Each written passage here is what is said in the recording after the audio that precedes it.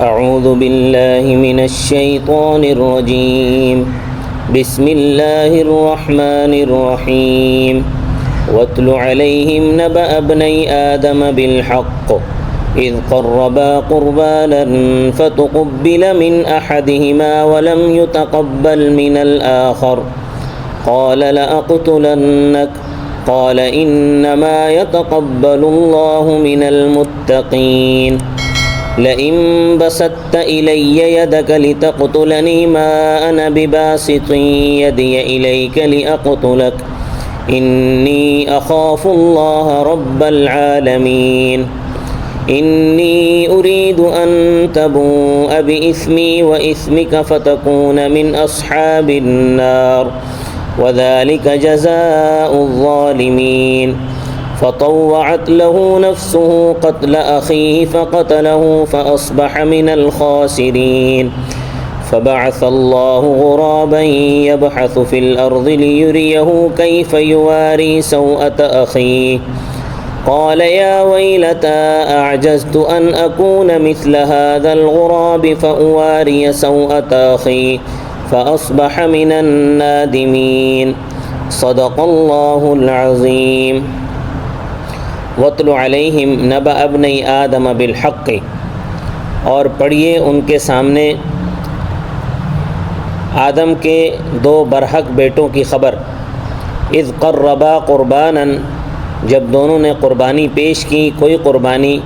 فتقبل من احدہما پس قبول کی گئی دونوں میں سے ایک کی ولم يتقبل من الآخر اور دوسرے کی طرف سے قبول نہیں کی گئی قال لأقتلنک اس نے کہا ضرور تجھ کو قتل کروں گا قال انما يتقبل اللہ من المتقین اس نے کہا کہ اللہ تعالیٰ اس کے سوا نہیں کہ قبول فرماتے ہیں پرہیزگاروں سے لئن بسطت الی یدک لتقتلنی بخدا اگر تو نے مجھے قتل کرنے کے لیے میری طرف ہاتھ بڑھایا ما انا بباسط یدی الیک لاقتلک تو نہیں ہوں میں میرا ہاتھ تیری طرف بڑھانے والا لاقتلک تاکہ تجھے قتل کروں انی اخاف اللہ رب العالمین بے شک میں اللہ سے ڈرتا ہوں جو تمام جہانوں کے رب ہیں انی ارید ان تبوء باسمی و اسمک بے شک میں چاہتا ہوں کہ تو لوٹے میرے گناہ کے ساتھ اور اپنے گناہ کے ساتھ فتکون من اصحاب النار پس تو ہو جائے دوزخ والوں میں سے وذالک جزاء الظالمین اور یہ بدلہ ہے ستم ڈھانے والوں کا فطوعت له نفسه پس آمادہ کیا اس کو اس کے نفس نے قتل اخیہ اپنے بھائی کے قتل پر فقتلہ پس اس کو قتل کر دیا فاصبح من الخاسرین پس وہ ہو گیا خسارہ پانے والوں میں سے فبعث اللہ غرابا یبحث فی الارض پس بھیجا اللہ نے ایک کوا قرید رہا ہے زمین میں لیریہ کیف یواری سوءۃ اخی تاکہ دکھائے اس کو کہ کیسے چھپائے وہ اپنے بھائی کی لاش کو قال یا ویلتا کہا اس نے ہائے میری کمبختی اعجزت ان اکون مثل هذا الغراب کیا عاجز رہ گیا میں اس سے کہ میں اس کوے کی مانند ہوں فاواری سوءۃ اخی پس چھپاؤں میں اپنے بھائی کی لاش کو فاصبح من النادمین پس وہ پشیمانوں میں سے ہو گیا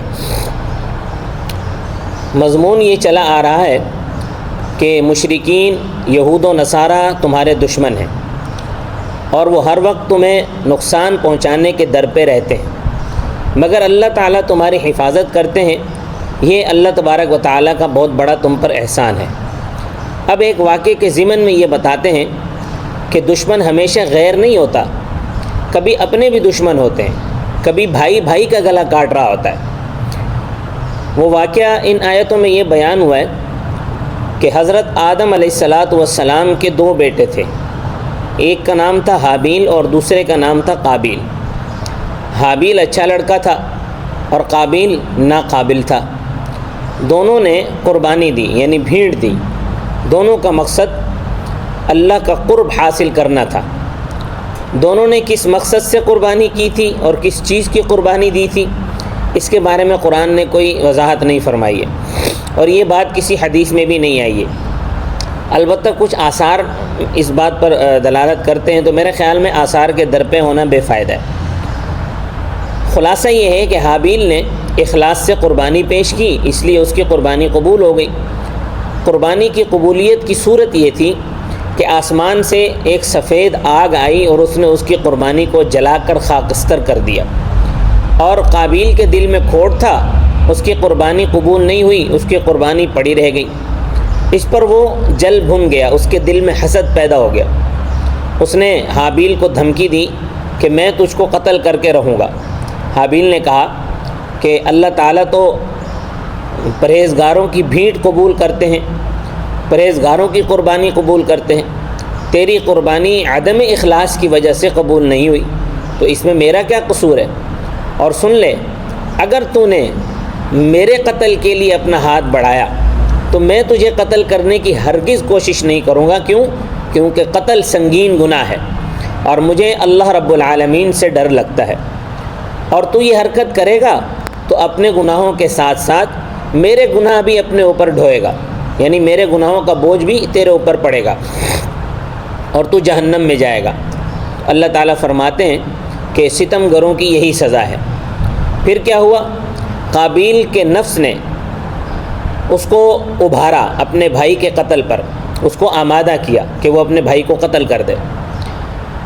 اب جب اس کے نفس نے ابھارا تو وہ یہ حرکت کر گزرا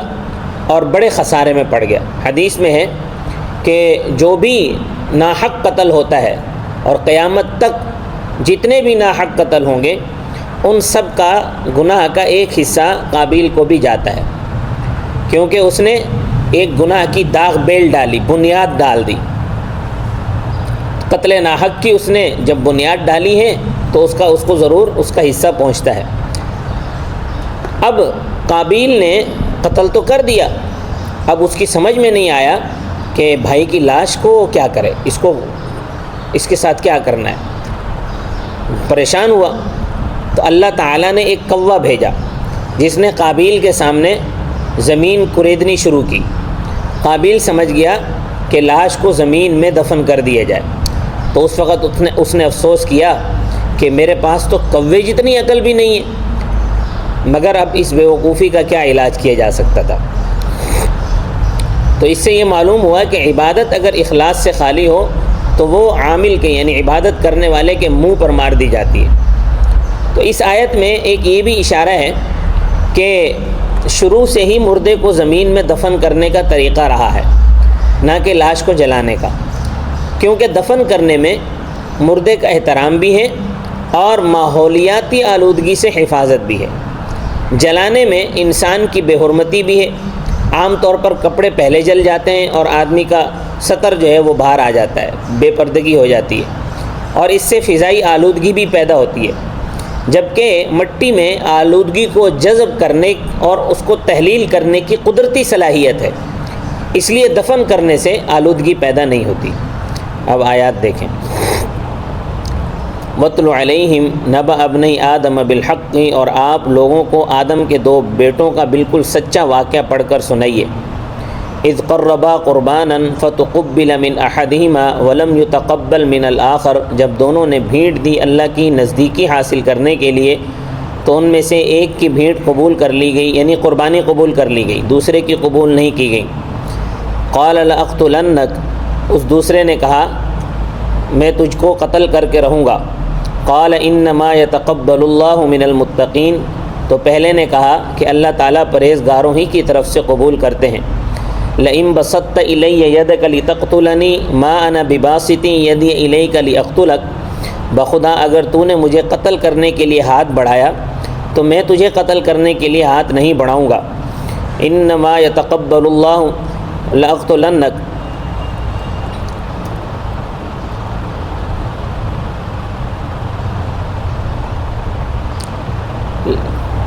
انی اخاف اللہ رب العالمین،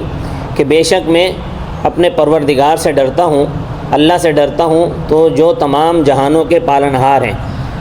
انی اريد ان تبوء باسمی و اسمک فتکون من اصحاب النار وذلک جزاء الظالمین، بے شک میں چاہتا ہوں کہ تو اپنے گناہ کے ساتھ میرے گناہ کا بھی بوجھ اٹھائے، پس تو دوزخیوں میں سے ہو جائے، یہی ستمگروں کی سزا ہے۔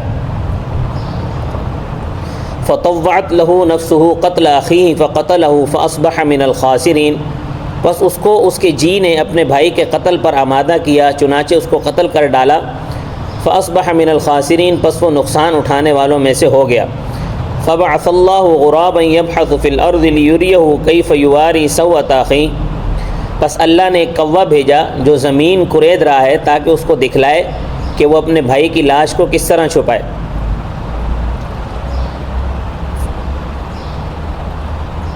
فاصبح من النادمین، اس نے کہا ہائے میری کم بختی۔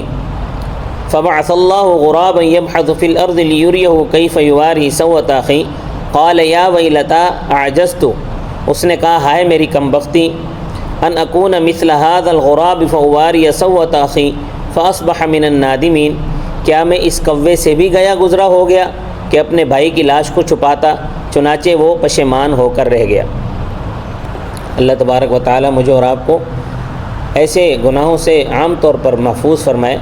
کہ جو کوئی نئے گناہ ہوں جن کی بنیاد ہم سے پڑ جائے، اللہ پاک اس سے ہمیں محفوظ فرمائے۔ وما علینا الا البلاغ المبین۔